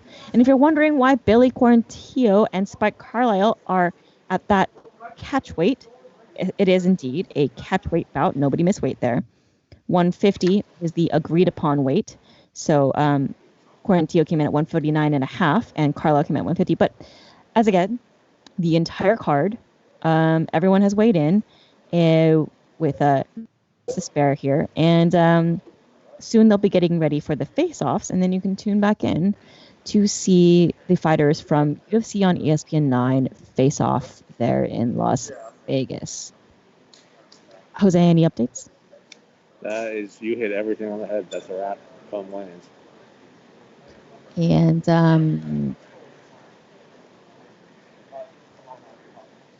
yes, we'll be back in a few moments. And just really quickly, someone's saying it's Louis, not Louis. No, it's actually Louis Smolka. I know it feels like it should be Louis Smolka, but it's actually Louis. And watch the Nicolas Cage movie Mandy. I think that's one of our biggest takeaways from this stream. Watch that movie. If you like Nick Cage, if you like crazy stuff, watch Mandy. It's a good one. Yes. Yes. So come back in. I don't know. I'm not really sure how long it'll take, but It's supposed to be we were told 11, but it's always who knows. Okay. So come back in about less than 10 minutes, and we will have the face-offs for you. Thanks very much for tuning in.